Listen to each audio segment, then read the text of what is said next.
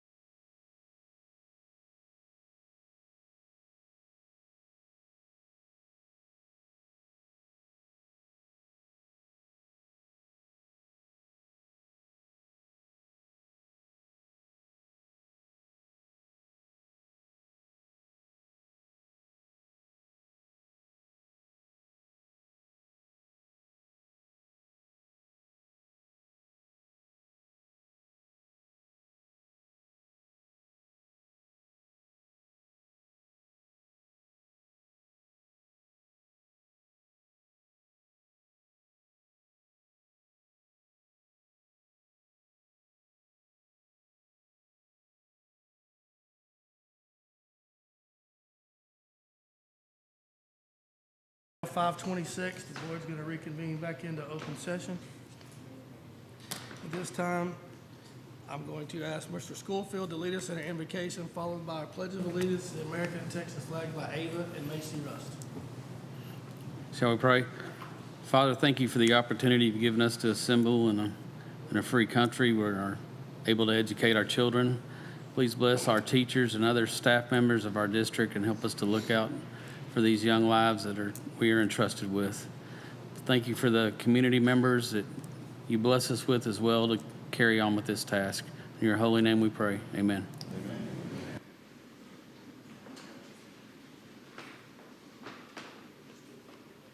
I pledge allegiance to the flag of the United States of America and to the republic for which it stands, one nation, under God, indivisible, with liberty and justice for all.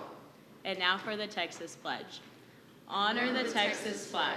I pledge allegiance to thee, Texas, one state under God, one and indivisible. Thank y'all so much for having us. Come right here, let me take your picture.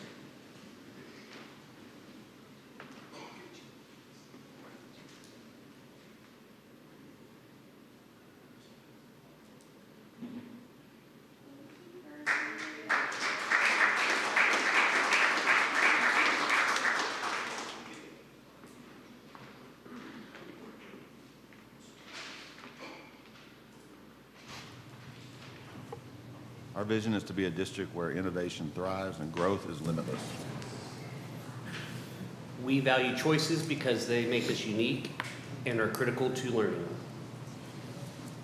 We value a collaborative culture that honors and supports all who positively impact the lives of our students. We value an environment of belonging that respects individual differences and ensures equality for all. We value relationships that broaden learning experiences and enrich our community. At this time, we're going to move to item number 5, which is our open forum. We'll come back to our recognitions at approximately 6 o'clock.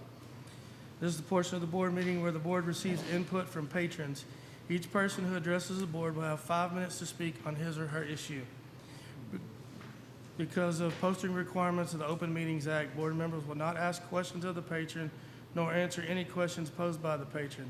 No action can be taken on any issue presented during the patron comment section of the board meeting.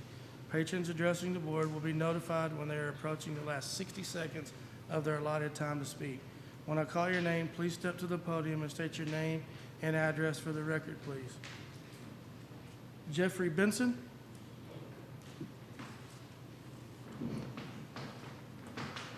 Mr. Benson, if you'll state your name and address for the record, please. Ms. Timmerman will be the lady to my left. To your right will be the timekeeper. Okay? Hi, my name is Jeffrey Benson, B-E-N-S-O-N. I live at 804 West Marvin Avenue in Waxahachie. Do I talk now? Okay. So the thing I wanted to bring to you guys, and I hope you guys are considering it, but I just wanted to put a little push, is to please, please, please consider removing the phones from your campuses, at least in middle school. There is a lot of statistics, I'm sure everyone has read them, about the dangers of phones. Since 2008, when we introduced smartphones into the culture, you know, our children's self-harm has increased, children's suicide has increased, their attention span has decreased, and you know, their ability to actually interact with people face-to-face like we're doing is decreased. I find people that I hire in my own business in the last 4 to 5 years that have graduated from high school and college to be somewhat unhireable because they do not know how to talk face-to-face with people. And I think it's a function of that they're staring at a glass brick all the time. And, you know, though I do know that you've banned the phones from the actual learning period, 50% of, I think, what children learn is the ability to interact with people and work on teams, which is what everyone does to make a living these days. They don't work individually. And if they don't have the ability to do that, and they don't do that well, they don't have that practice, they're going to be damaged for a very long time, and they'll have to learn those skills outside of school. So it's you have a very powerful algorithm that takes their attention, and then you have your teachers trying to teach them something against a machine that is way more powerful than that teacher. I know that a lot of school districts are considering doing this. A lot of them have done it. I pray that you guys will do it as quickly as possible. Ask the community. I've got several neighbors that really wanted to even help donate, buy pouches to get these things at least out of our middle schools, or at least get places where kids can interact without phones. I asked if the middle school would be interested in at least offering a phone-free table at lunch so that kids can interact without having to fight with their phones, just so it could be, a normal place to talk. Of course, that's very difficult for the teachers and to do just, because someone asks. But I just think in the end, the decision is clear that we're going to move towards phone-free campuses, and I'd like for Waxahachie to please be a leader in this and to at least protect our middle school kids. I know high schools, they're grown, a little bit grown, but 11-year-old walking around with a powerful supercomputer is just really inappropriate. Thank you. Thank you, sir. Move on to item number 6 will be our reports, be our superintendent's report. Dr. Hollingsworth.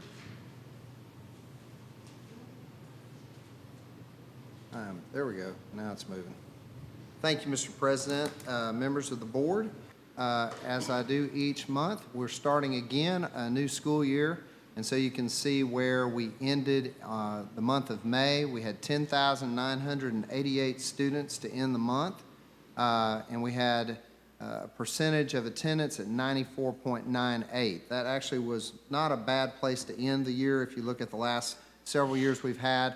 But we always improve considerably when you go into the first of school. So we ended August 31st with 11,190 young people, and our attendance was at 96.55%.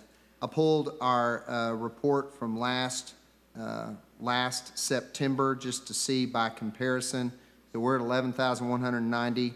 Our enrollment is up 150 kids from where we were to end August last year. We were 11,041 students. Our attendance last year, we ended August at 96.36. We improved that. We were at 96.55%. And those little percentages, they make a big difference, as y'all know. And so that was encouraging to see. I wanted to share with you some progress related to the adoption of our high-quality instructional materials on our elementary campuses. This last Thursday and Friday, Ed Elements is the company that we hired that works with us, our partner, and our campus staff, Mrs. Heimbuck, Mrs. Mott, Dr. Beneker, and members of our TLI staff walked all of our elementary campuses and conducted classroom visits. The purpose of the learning walks was to gather baseline data and to check up on our implementation of our new resources. They were non-evaluative walks. They really were there to see how we may better support our teachers as we're working on the implementation. We observed 100% implementation of and use of our resources as we did these walks on all of our campuses. There were lots of hands-on activities and engagement, and so that was something that we're very, very proud of in terms of those walkthrough visits. September 16th, y'all will recall that each month we built into our calendar a day without children for the purpose of teachers and staff being able to work together. So September 16th is our first deep dive day is what we call it, our 3D days. And in the morning, our elementary folks will be working with Ed Elements for Amplify and Eureka deep dive into scaffolding. And scaffolding is one of those educational terms of really going back to hit concepts that kids struggle with. That's what scaffolding is, essentially. It's we know there are certain things any teacher can tell you certain things that their kids are going to struggle with. And so this is scaffolding techniques that teachers can use in their classrooms. In the afternoon, we'll have PLC time with instructional teams to support our campuses for elementary. So elementary has training in the morning, and then they have that PLC time in the afternoon. Secondary teachers in the morning will have professional learning provided by TLI and other departments. Fine arts, for example, will have they'll have PLC time or professional learning time specific to fine arts. And then in the afternoon, those secondary teachers will have time with their PLC on their campuses. And so that's just a broad overview of what you're going to see on that first 3D day that we have September 16th. That's a Monday. I wanted to point this out. This was kind of an interesting one, and I think is a really a positive slide as far as the work of our HR department, but not just HR department, our directors and our principals who work to make sure that we're well staffed. This is a slide that shows you vacancies at this same point in the year. So the blue are your vacancies for September 9th, 2022. The orange are your vacancies for September 8th, 2023. And the green are your vacancies for September 9th, 2024. You'll see our professional administrative vacancies. The peak was in 22. We had 8 this time of year. Those were mainly due to SLP vacancies we had, our speech language pathologists. Isn't that right? Yes, and diagnosticians. Okay, we had that 2 years ago. And then that dropped, you can see, down to, I think, 2 we had at this point last year. And is that a 0 or a 1? That's a 0.5. Okay, I didn't know what that was. I knew there was a little bit of green there. Okay, so we have a half an administrator. What is that? Physical therapist position, okay? Then you see your teacher positions. As we just went over in closed session, we have 5 teacher positions district-wide. And you heard we have 4 of those are at WHS with some really good prospects for filling those very shortly. But that's down from, we were at 17 2 years ago at this same point district-wide. Instructional paras, you can see that last year we had quite a few instructional para vacancies at this point of the year. We sit right at 8 or 9. Is that 9? I believe that's 9 instructional paras. And then our clerical paras, those are your front office paras typically. You can see that's a very low number. We're at 1 or 2 vacancies, 2 vacancies there. And then our auxiliary staff, that's always a challenge. Those are your, that's food service workers, custodians, et cetera. And so we're down from 22, but up a little bit from where we were last year. So I thought that was really good data to share with you guys to kind of show the progress that we've made. Really good work from HR. So I appreciate you guys for your work, Ms. Burkhalter. We want to finish here. So he didn't know this was in there. We slipped this one in on there. This will be Dr. Benneker's final board meeting with us. We just wanted to celebrate him and just say congratulations to him. As y'all know, he's going to be moving to a similar role in Leander ISD in suburban Austin. That's a 40,000 student district. It's a very, very large district down in that area. As y'all know, Dr. Benneker has been with us for 5 years. He has served as our CTE director, dramatically improved the offerings, the certifications that we are able to offer to our young people in CTE. And most recently, he has been our assistant superintendent for learning. And he was kind of leading the charge last year for some not easy work in terms of moving us toward the use of high-quality instructional materials and the consistent use of curriculum. And we're very grateful to you, Dustin, for your hard work for this district, for our children, and you will be missed. So thank you for everything you've done.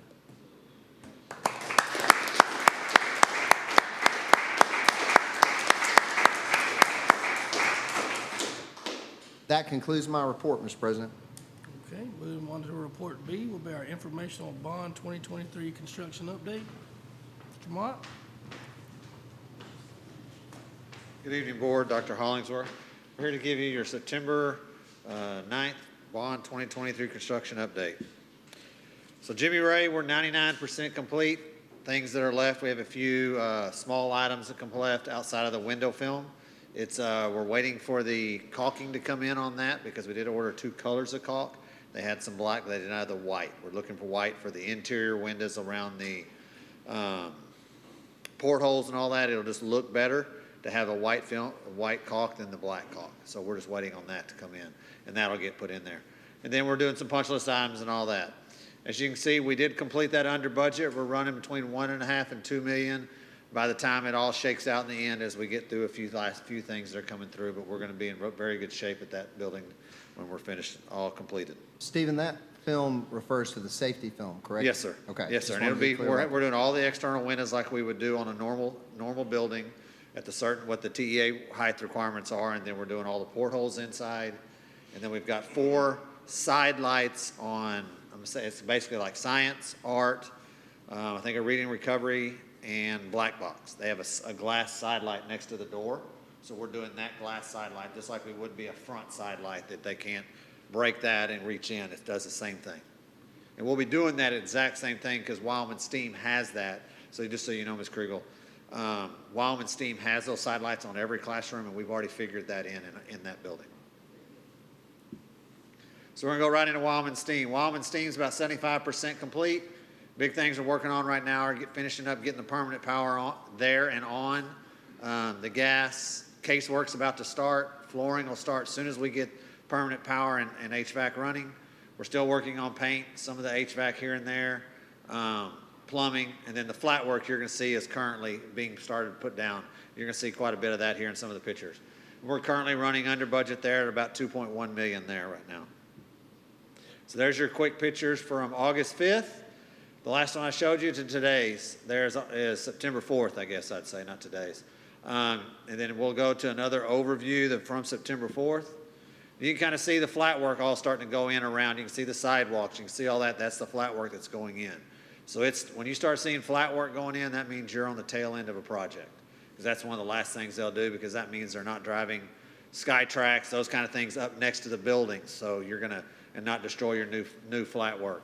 Now you're seeing some of that in the back that doesn't look like a continued sidewalk. Those that they haven't finished there, there's stairwells and things like that. They've still got to do some work around, so they didn't want to lay that in there yet. But you'll see there on the far right, on the right there, you see that one strip coming out. That'll be right next to the playground. We'll have the same thing on the one on the left there. And also your fences will go just outside that. So it'll go from the building all the way back to the retaining wall will be our fence. So it'll be a full fenced-in play area. Be the 6-foot no climb, just like TEA requires. And it's the same fence that we'll have everywhere else on the property out there. Do you have any questions about Wyoming? We'll go to Hancock. Hancock's 100% of the interior renovations are complete. That was a big project through the summer to get all those kind of things done. We're about 55% on all the add-ons that we're doing there. The add-ons are, again, we're adding a wing, adding a storm shelter, and then we're doing some add-on there in front of the band hall, and then renovating the back area where the old ag building was into the football locker room and things like that, weight room for that when it becomes a junior high. Currently, we're running about $700,000 under budget there. Right now, we're working to do the storm shelter. We poured the first floor wall, and since then we've been adding on. We're looking to pour that wall next week. Basically, then all the storm shelter walls will be totally finished. Then we'll start working on the flooring and the roof on that. So what you're seeing out there, I keep saying, if you see the big igloo-looking pieces, that's your storm shelter area out there. We're working on the band CMU walls. That'll be finished by the end of the month. And then we're doing MEP in the non-storm shelter areas, and we're starting the athletic area in the old ag building. So there's a picture from the 5th to the 4th, September 4th from August 5th. You can see there in August 5th, we didn't even have the foundation poured in the storm shelter. And you can look over there on September 4th, we've got walls up in the storm shelter in a month.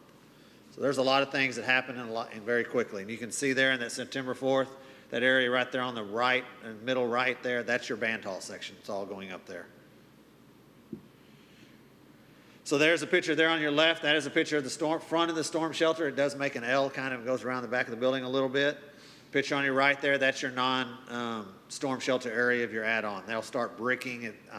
We're expecting brick to show at the beginning of October, and they'll start bricking right after that. It's going to be kind of nice because the CMU group will be done, and it's the same. They'll just move straight over. They'll just move straight over into start bricking the building.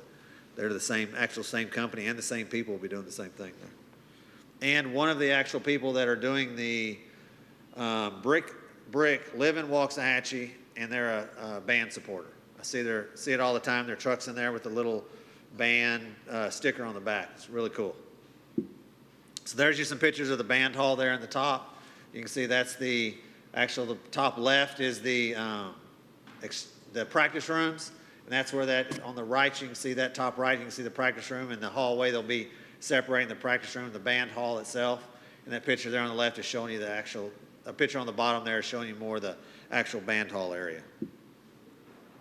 This is your first floors on the left there. You can see we've got one side of sheetrock in. We've passed all the electrical and HVAC, so we can start doing one side.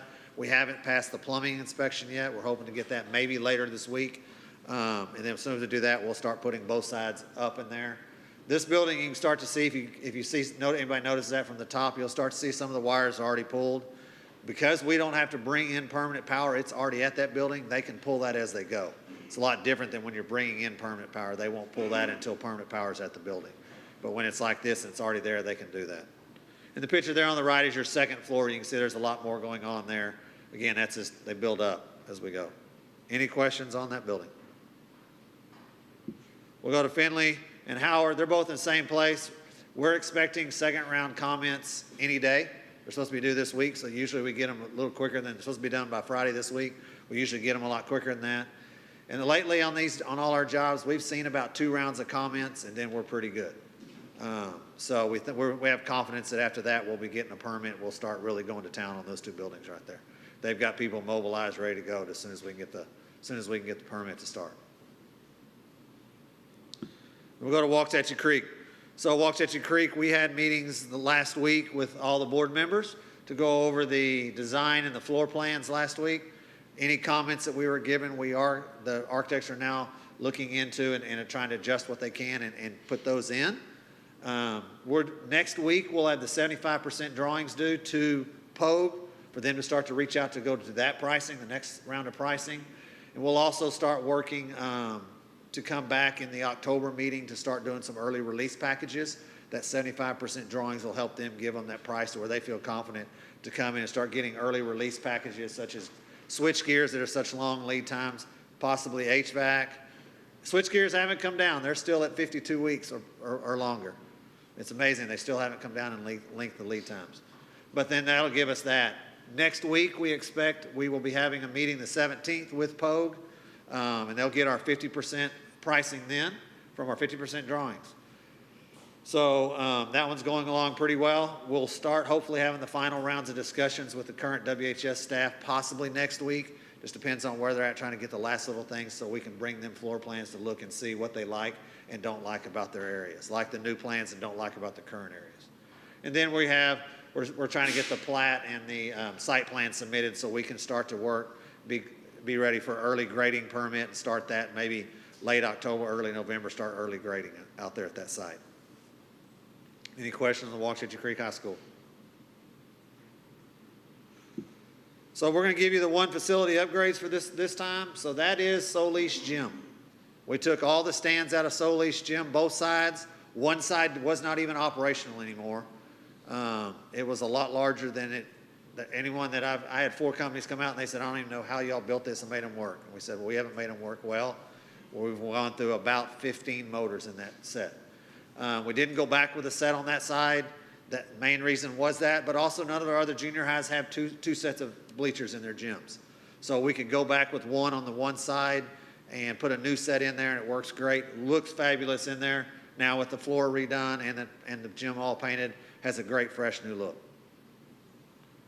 Yes, ma'am. Stephen, are we going to do the foyer and the concession stand and restrooms also? Well, the foyer's been painted, yes. The flooring has not been done in there. That will be as we get into to see what we have in savings. There's some other parts of the building as well that will all be encompassed if we have the savings that we feel confident in to do those things. Concession stand, restrooms. That'll be part of that. The flooring and all that would all be part of that, yes, ma'am. And I think that Andy with maintenance is actually going to be painting those restrooms now. Thank you. Any other questions? Okay, I'm going to turn it over to Bob Myers for his AGCM report. Thank you, Board. Dr. Hollingsworth. This evening distributed the August report. Please note that as AGCM is wrapping up our work on the bond program, this will be the last report from AGCM issued. Things to note within the report, looking at the project contract status, where we are with payment to contractor through the end of August. They're falling in line with what Stephen was saying in terms of the project completion, so those are in good shape. Jimmy Ray was at 92%. Probably will have one or two more pay applications on that project to get through the punch list items and any remaining work with that project. The STEAM project was at 74%, and Coleman was at 50%. So right now, again, that's right where the contract status should be, around that. On a personal note, with us wrapping up our work with the project, I'd like to thank the board and Dr. Hollingsworth for letting us take part in this wonderful bond program. It's been a true blessing for me, particularly to work with so many wonderful people. So just wanted to say thank you. Bob, we want to say thank you to you. Thank you for your hard work. Grateful to you and to AGCM for all the help you've given us over these last several months. So thank you so much. Thank you, Dr. Sir. Hollingsworth. Thank you.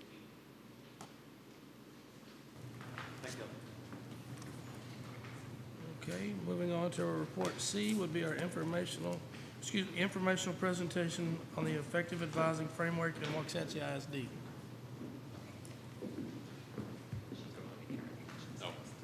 Good evening, Board. Dr. Hollingsworth. I wanted to go through tonight with you the effective advising framework. So similar to the effective schools framework and effective district framework, we entered into an agreement last year with Region 10. We were actually invited to participate through this program. It actually came through CTE. And so what effective advising does is works with a comprehensive school counseling model to make sure that we are providing our students with a clear pathway when they enter into our campuses. So we've spent a lot of work, and we talked about this in our academic workshop a couple of weeks ago. We spent a lot of work in the last 5 years working strictly on our 4-year plans for our high school students and what does that 4-year pathway look like. But the work tonight, we're going to talk a little bit about what I told you last week was the 7-year plan. So I'll give you a little bit of an overview of that tonight. So the committee was formed with several different people. So we had counseling representation, CTE, special populations, and then we had a junior high counselor who was a former high school counselor, and then our CTE coordinator was also a committee member on this team. We started our work October timeframe of 2023 and really mapped out what our goals were moving into the school year 24-25. And so the effective advising framework you can see there, and you've actually got a lot more information in your board book. I removed some of those slides tonight for time and efficiency's sake, but I wanted to make sure that you had access to everything that we did last year, so I left all those pieces in your book. One of the things we really focused on, looking at the 5 levers of the effective advising framework, we really honed in on the internal school culture of advising. So we knew we had great practices in place with our campus leadership, district leadership, program leadership, so we didn't really want to mess with that lever first. We had really great systems in place there, and we knew that our counselors do a great job of advising our kids. And so we really wanted to go a little bit deeper on that school culture of advising and figure out a way for us to bridge the gap when we do these presentations from 5th to 6th grade and then 8th to 9th grade and make sure we're covering everything in between those things. So this grant actually last year, Region 10 was the fiscal agent for the grant, so they handled all the paperwork and everything on their side. We applied for the grant over the summer and we were awarded $120,000 to continue the work for the 24-25 school year. And so we'll go through some things tonight of how we're going to use those funds to address the needs of our students to make sure that we're giving them a comprehensive school counseling, academic advising program. So through the process, we met with all these committee members at least once a month. We had deliverables we turned in to Region 10. Region 10 actually sent a couple of people every month to our meetings, and we would sit and go through. We looked at, school culture of advising. We polled our students. We did surveys. We talked with them. We talked with the campus staff. We talked with teachers. And we really looked at a whole, how are we advising our kids to make sure that we're giving them the best opportunity when they go into a high school program or even a junior high program, and then post-secondary to make sure we're setting our kids up for success. We've done work talking with community members to look at what does advising look like, and I told you last week we had some feedback from some staff members. I've got a kid that's taking these classes in junior high. What can they now take at the high school level? Or I've got a kid coming up to junior high. What do they take in junior high to get to these courses in high school? And so we're trying to really bridge that gap and share all the information, meeting with our campus administrators, meeting with the counselors on campus to make sure they're aware of all the pathways, meeting with educators so they understand too. And so we've done a lot of work looking at our 4-year plans, looking at the master schedules of the high school. We started that process early last fall to build the high school master schedule this year, had the master schedule done almost before students left for this school year, which was fantastic. We knew what our teachers were going to teach. We just had a couple of tweaks to make, but all that goes to, the work that we did advising our kids, starting the course selection process early fall to figure out what our kids are going to take over the next couple of years. I'm going to go through these things kind of fast because I want Ms. Bays to come up and talk about some of the findings. Really highlights the work that CTE is doing here on these programs. Good afternoon, Board. I would like to share with you where this really all began. Thank you. We were very intentional about looking not only at reports that are available for everybody and an effort to really reflect on areas where we were strong, opportunities for growth.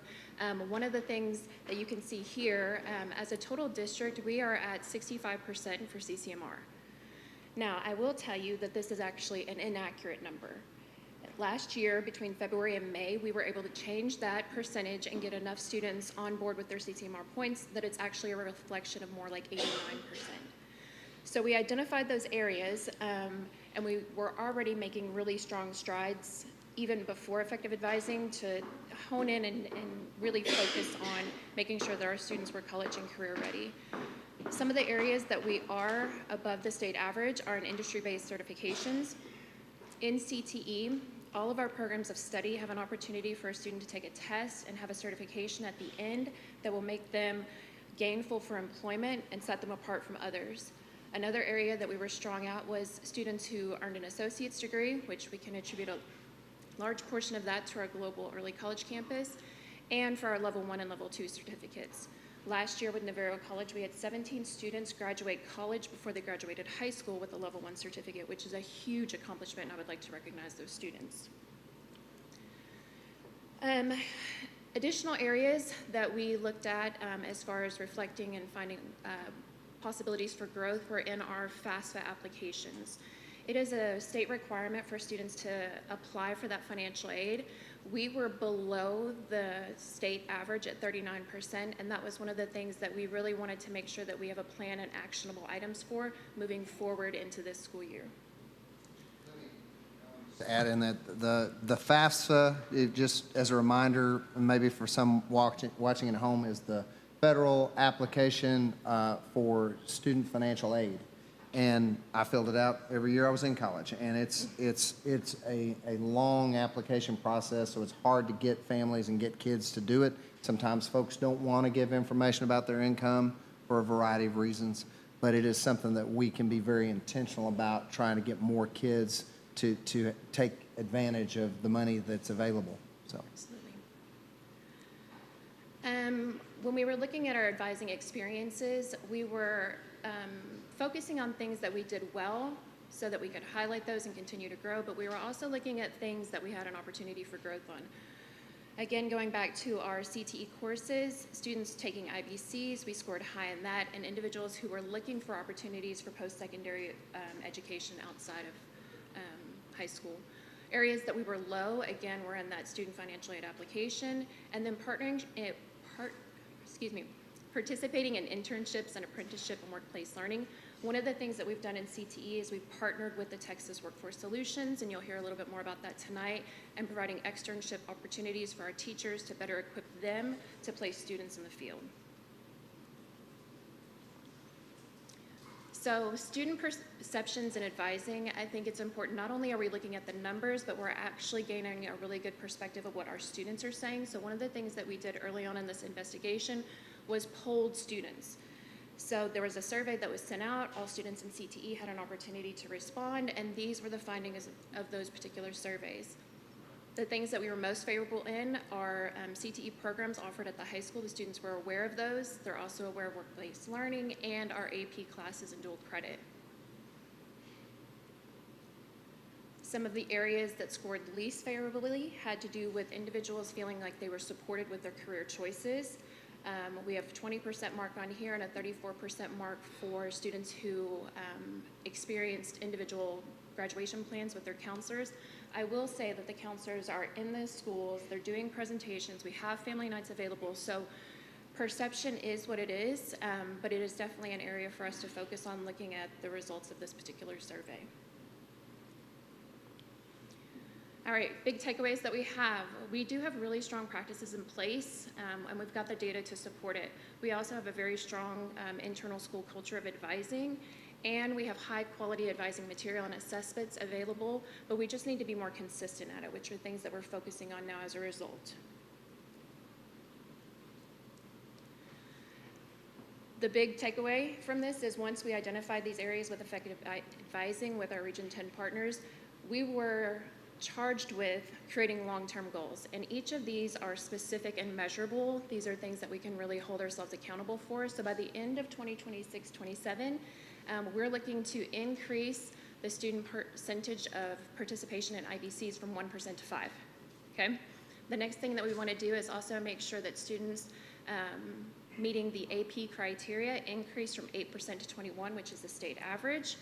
And then lastly, this number on here looks a little crazy because it's kind of a moving target for us. We're using College Bridge as an opportunity for students to meet that CCMR component, but the numbers are forever changing, so that's something that we're looking at.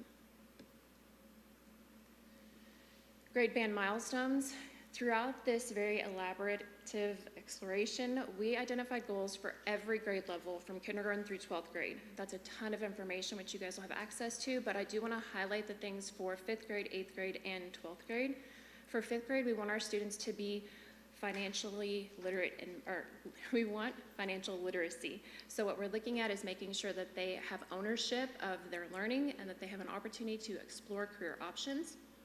For middle school, we want to make sure that they've identified their strengths. We do go out to every junior high campus in the 8th grade and have them do an interest inventory with our EduThings platform, which is where we do that 7-year planning now. But it allows them to start exploring those careers so that we can make effective advising recommendations for them coming into high school. And then by the end of 12th grade, we want to make sure that our students are able to explore things that are specific to their wants and needs and that we adequately prepare them for the world of work after high school. Do you have any questions? Okay, thank you.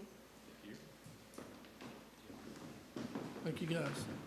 Okay, we're gonna go back up to our recognitions. Mrs. Bridges? Do it? Sure. Oh, he's done it.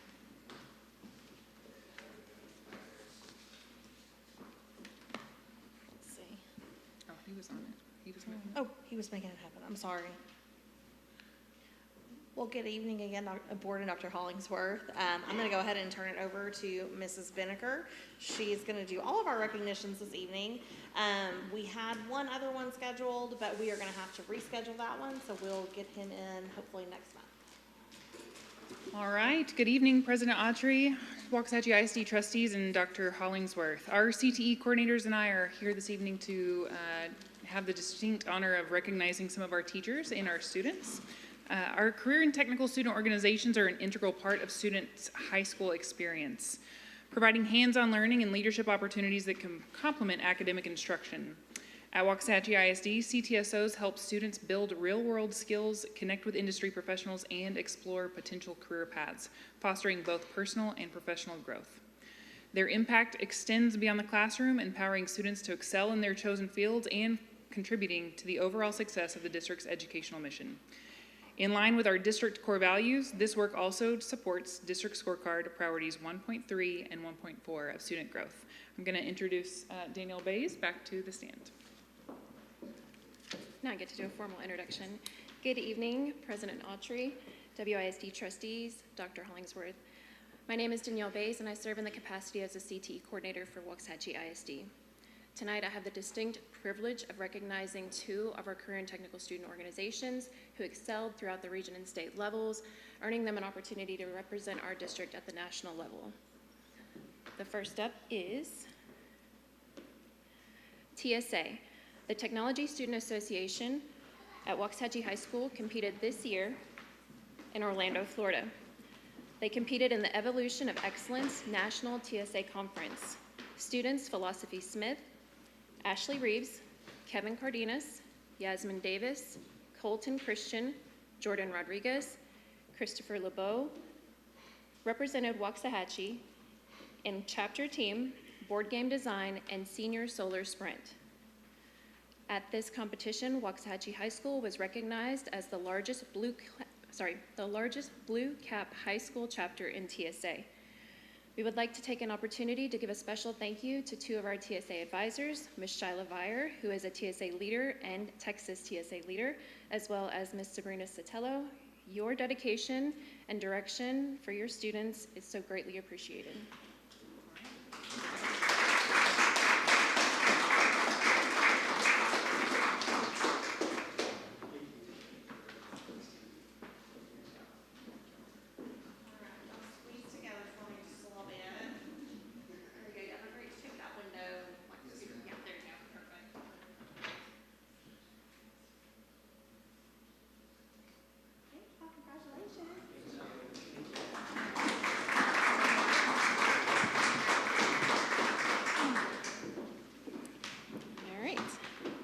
We also have Taffy, Waxahachie High School's Texas Association of Future Educators, who traveled to Washington, D.C. to compete in the 2024 Educators Rising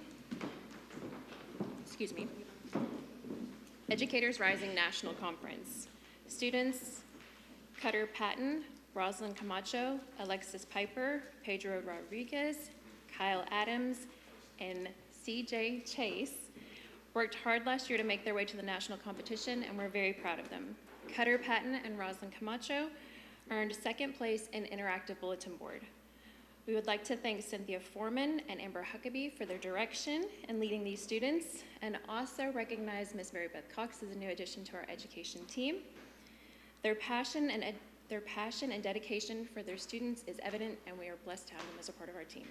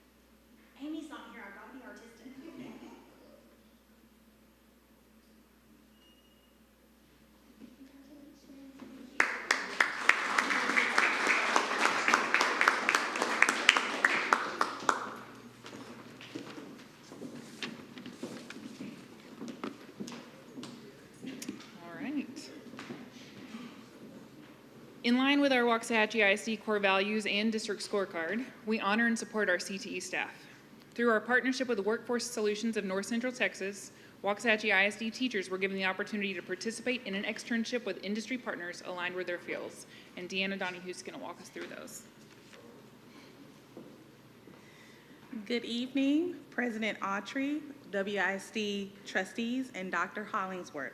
My name is Deanna Donahue, and I am one of the CTE coordinators for Waxahachie ISD. This past spring, teachers were given the opportunity to apply for an externship program in which they completed this summer. The externship program is a short-term, 5-day job shadowing experience for educators. Each teacher was paired with an industry partner. They completed 25 hours of immersive hands-on experience to gain an insider perspective to the most current industry practices. Upon completion of their site experience, they submitted a lesson plan, and they're going to integrate that into their classrooms in order to enhance student learning and career readiness. We would like to thank you all for your support in making these externships possible. Now I would like to recognize the teachers who participated and the industry partners they worked with.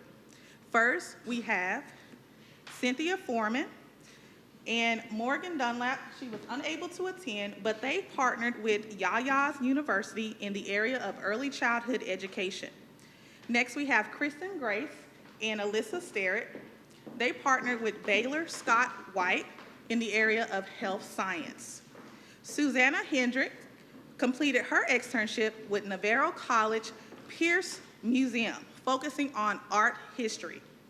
Amber Huckabee partnered with the Yellow Farmhouse, focusing on agriculture/farming. Lindsay Savala worked with Navarro College EMT program, gaining valuable insights into the emergency medical services. Sabrina Sotelo completed her externship with Berry Global Incorporated, focusing on STEM education. And Holly Sovereign partnered with SJ Kitchen Table D Restaurant to complete her extern experience in the field of culinary arts. In addition to these teachers that are present, Travis Campbell and Lindsay Thompson completed their externship with HEB and Boise Mitchell McKibben. Also, we have our industry partner from Workforce Solutions of North Texas, Central Texas, Mrs. Danielle Davis here, and we want to thank her for the opportunity to have these externship programs with our teachers this summer. Thank you for joining us this evening.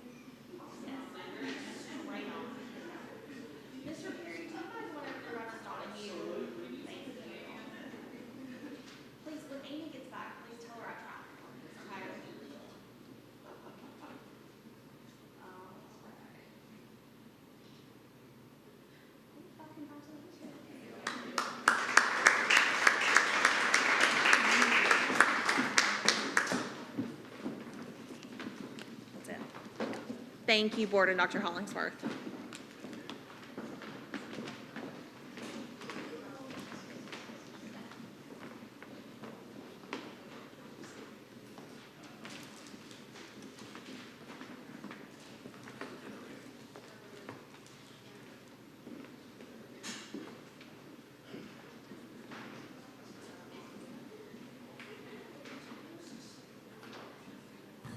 Okay, moving back to our report section will be our Report D, the informational report on costs associated with the potential opening of a freshman center. Dr. Avery?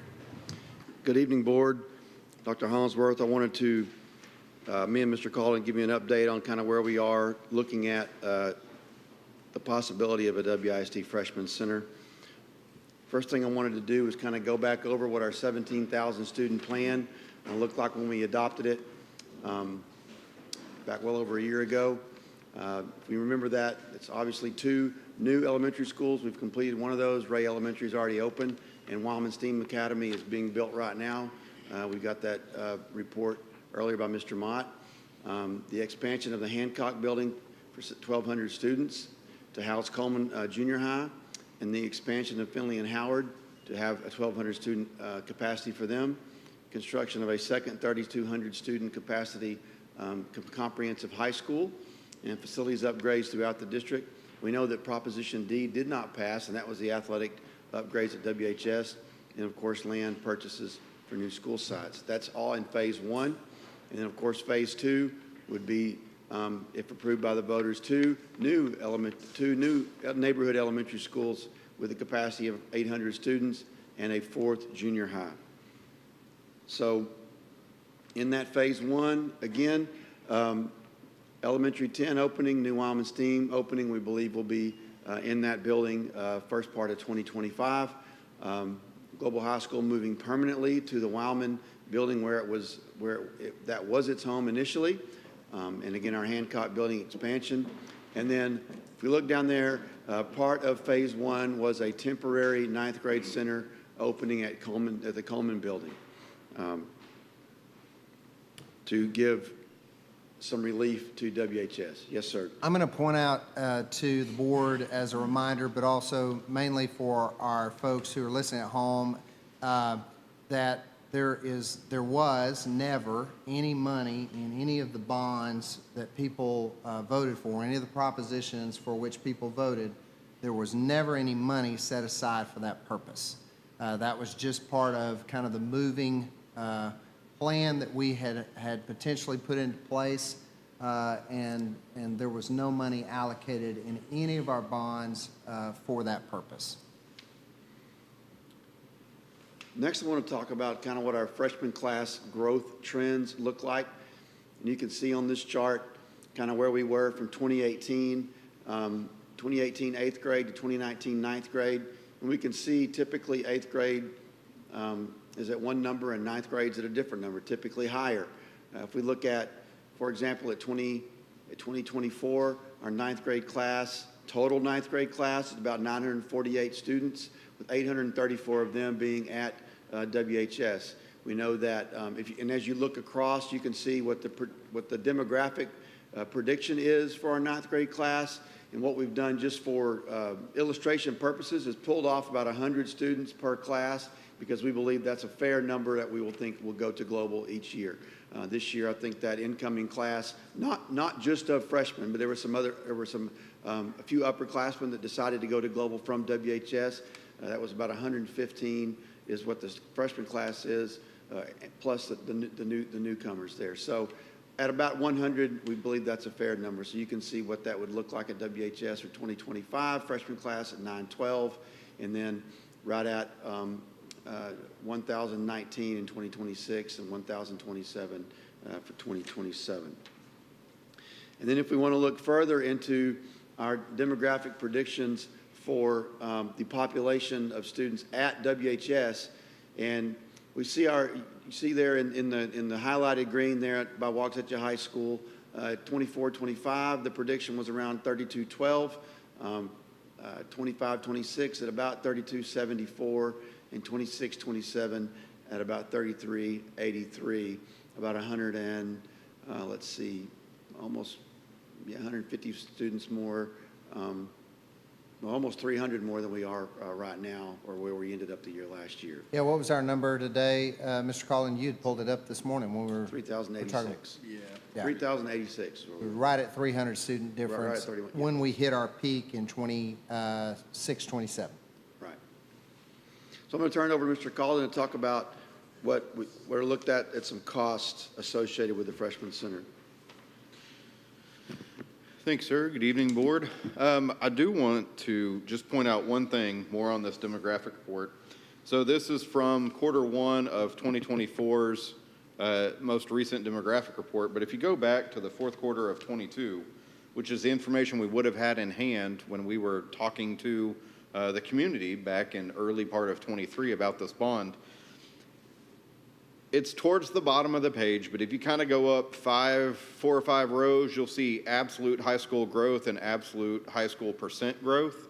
So right now you're seeing high school growth in 24-25 of 29 students, which is 0.82%. Then for 25-6, 69 students, 1.92%. And then 26-7, 102 students at 2.79%. The reason that we're kind of revisiting the Freshman Center is because back in the Q4 of 22, our growth expectations were 3.73%, 3.15%, and 1.25% for those same 3 school years respectively. So you've seen a significant slowdown in the expectation of growth at that high school level. Now, some of this is not getting into how many students are going to go to global and how many are going to go to school of choice. We're looking at total high school enrollment throughout the district. So just a really important note that even the demographic estimates show a considerable slowdown from what we originally expected high school enrollment to be for 24, 25, 25, 26, 26, 27 to what we're now expecting it to be for 24, 25, 25, 26, 26, 27. So that is part of reframing our thinking as we're looking into a freshman center. Okay, on to the cost of a freshman center. And we continue looking at our staffing expectations as it relates to a freshman center. We do anticipate that we would have to add some additional staff members. For a freshman center, obviously, there are going to be a lot of teaching staff. We would look at utilizing our current teaching staff at WHS, moving some of those positions over to a freshman center, but we know there are going to have to be additional adds as well. That's going to create some inefficiencies. So we're expecting about $1.7 million per year in additional staffing with freshman center. Building renovations, as Dr. Hollingsworth pointed out, there's not money sitting around in any of the bonds to renovate any parts of Coleman Junior High. We had a significant water main break today that was unplanned for, so we'll be spending some local monies to fix that and repair that. But there are other things in converting that building to a freshman center. So right now, our best guess is about $150,000 that we would need to put into that building to get it ready for a freshman center slash repairs and maintenance to that building going forward as it operates as a freshman center. One significant area that we've had to revisit cost and do a significant upgrade is in our CTE program. So when we left the former high school, we pretty much took the usable equipment that we had in CTE, which is not leaving it in a very good spot at this point. So to go back and have it the old CTE facilities behind Coleman Junior High at this point would take a significant investment. We think about $550,000 to make sure that we had the appropriate equipment to utilize those spaces efficiently and effectively. And then also, we know that not everybody, not all freshmen would just stay on that campus. Some freshmen are going to need to go to Waxahachie High School for some of their experience, whether it's extracurriculars, whether it's advanced coursework. So we are looking at a 2-bus shuttle that would be running every transfer period. At current operating costs, about $5 a mile. We're anticipating those 2 buses to cost about $125,000 a year, shuttling students back and forth between the passing periods. Overall, we anticipate the first-year operating cost of freshman center to be about $2 million, and 2-year cost, because not all of that is repetitive cost, we anticipate 2-year cost to be right at $3.3 million operating a freshman center. If we do not operate a freshman center, we are currently believing that there will still, as I talked about a minute ago, there will still be some additional staffing. As the Waxahachie High School campus continues to grow, we'll need to look at counselors, we'll need to look at core subject teachers, foreign language or languages other than English teachers, and additional CTE teachers as well. So we do anticipate there will be some position adds, roughly $560,000 a year. And then we could look at additional portable buildings depending on course offerings. With that, each portable building is about $150,000 to purchase, to set, and to equip with furniture. So this current estimate would give you 4 additional portable buildings, or learning cottages, if you will, that would be about 8 additional classrooms. We know that's a significant number. A lot of that would be driven by student selection from the effective advising framework that was just talked about. We anticipate a 1-year cost to be about $860,000 and 2-year cost about $1.7 million. So considerably less expensive than operating a freshman center. With that, any questions that we can address for you? And we want feedback and a dialogue. First, thanks for getting all the information together. I know we had requested a couple times, and so thanks for taking the time. The numbers are kind of surprising how they've flattened out a little bit, and looking at it compared to what we thought that they were.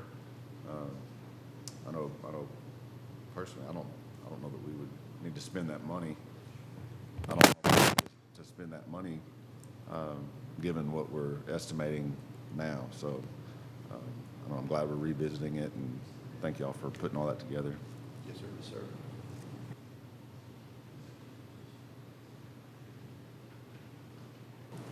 I'll kind of reiterate what Judd said. I mean, I've kind of I understand the concept, but since this conversation started, I've never thought that the numbers would work mathematically, financially. I still think your renovation costs are low, just because I see it every day. I don't think you could, and I'm not beating you up at all, but I'm just thinking, I don't see, I mean, to me, this short period of time that we're going to have that before we can move to a brand new facility and really take care of kids, I think we're taking away from them if we spend that money on something else, because there's a lot of needs in this district, and I hate to waste it. I think to your point about the cost, I mean, these costs that we have estimated here are if we are the GC on it. Yeah. If we have to GC anything out, you're looking at doubling that cost at least.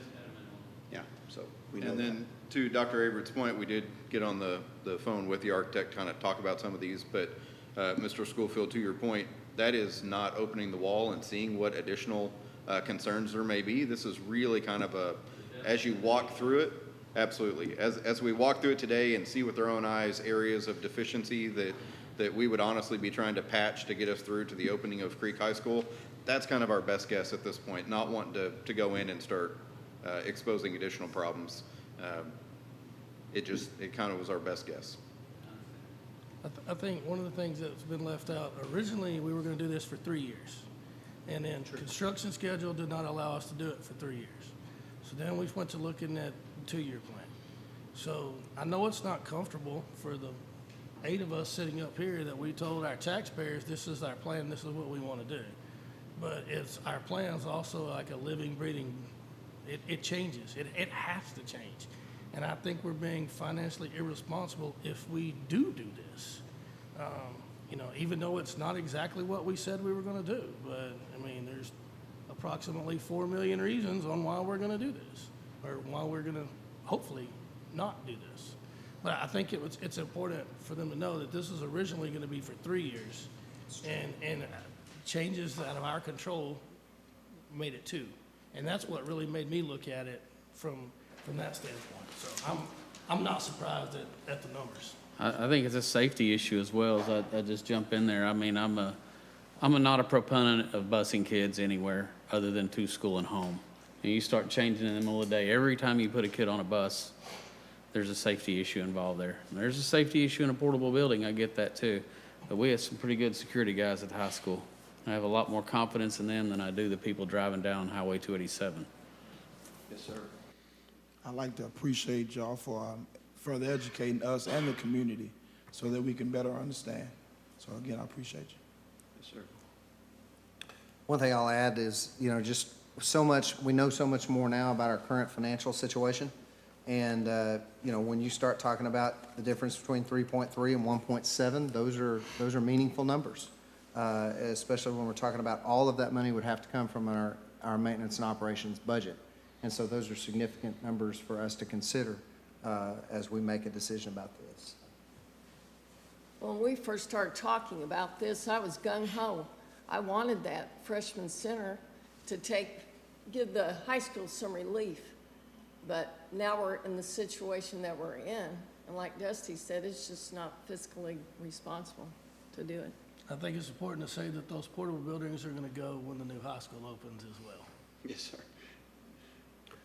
Just so y'all know, so based upon what I'm hearing here from y'all today and just the general consensus of the board, what we plan to do is bring back to y'all in October an altered 17,000 student plan.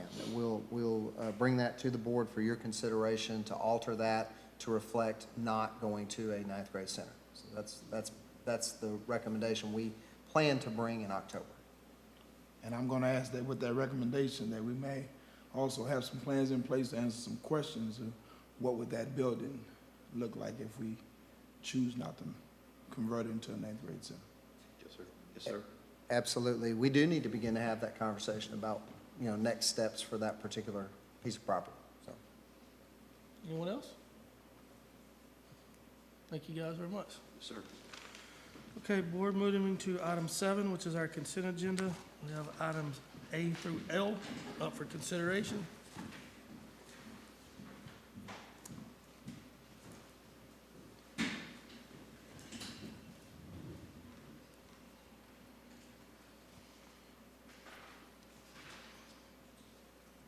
There's no need for anyone to be removed for individual consideration. I'll entertain a motion to approve consent agenda item A through L. So moved. Motion by Mr. McCutcheon. Second. Second by Mrs. Timmerman. Is there any discussion? All in favor say aye. Aye. Opposed say nay. Motion carries 7-0. Moving into our action items, would be action item A would be consideration and possible action to approve furniture order for Wyoming Steam Academy at a cost not to exceed $1.2 million. Mr. President, we've received quotes from a couple of different furniture vendors to outfit the new Wyoming Steam Academy with furniture. That cost is under $1.2 million. We're asking for your approval tonight to proceed with ordering that furniture.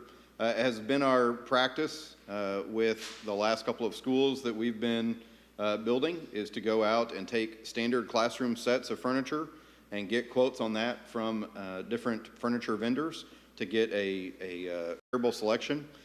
We do know there are going to be some spaces within the building that are going to be more custom in nature. Some of the collaborative spaces, also some of the library furniture. We know, like the circulation desk, you don't just buy those out of a catalog. Those are generally a custom piece that are created within each school because each school's layout is a little bit different.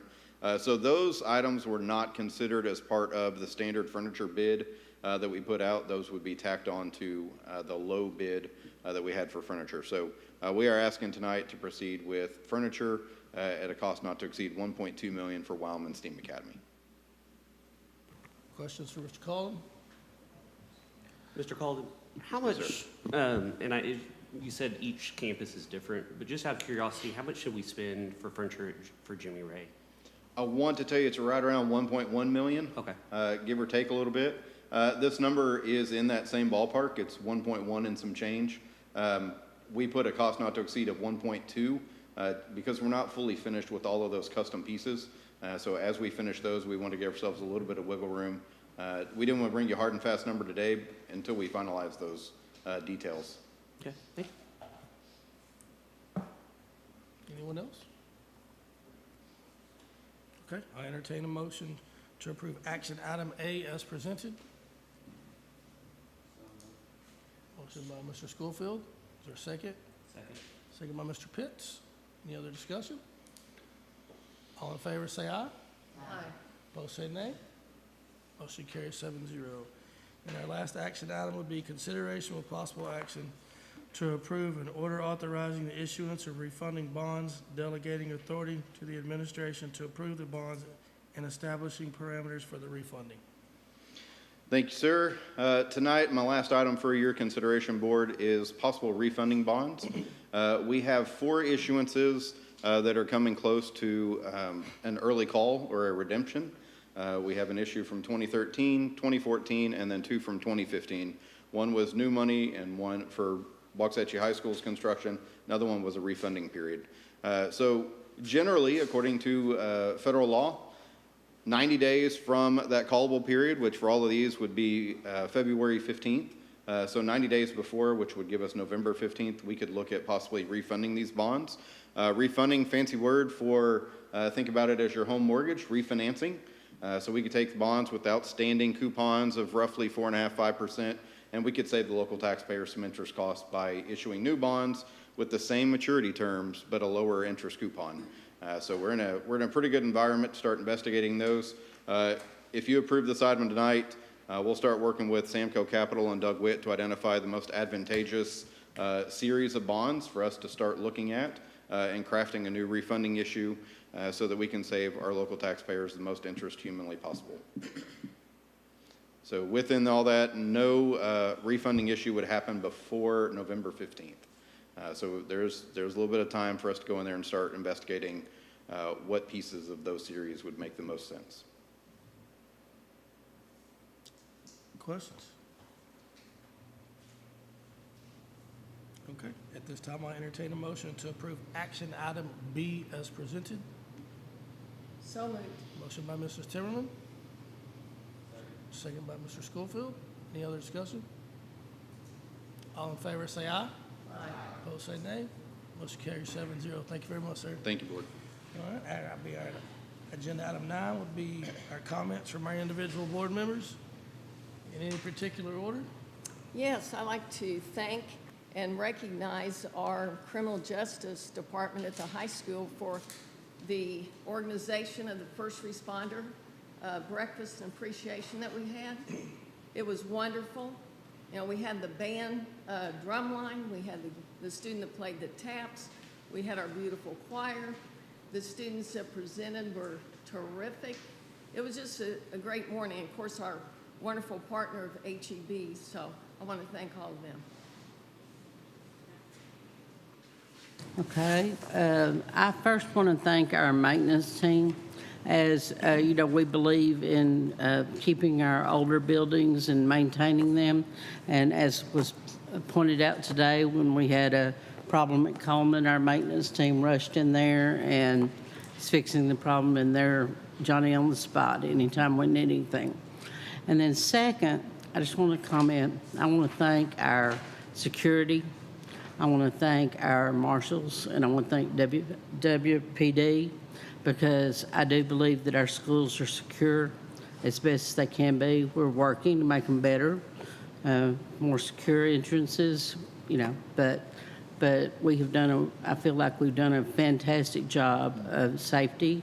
And as we know, now our marshals are carrying on the outside, so everyone knows who our marshals are.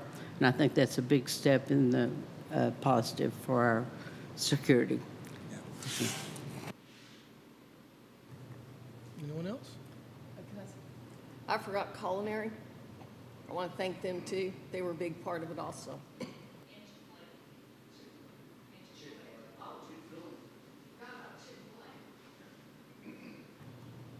Okay, at this time, I'll entertain a motion to adjourn. So moved. Motion by Mrs. Kriegel, second by Mr. Schofield. All in favor, say aye. Aye. Opposed, say nay. Motion carries 7-0. Thank you, guys.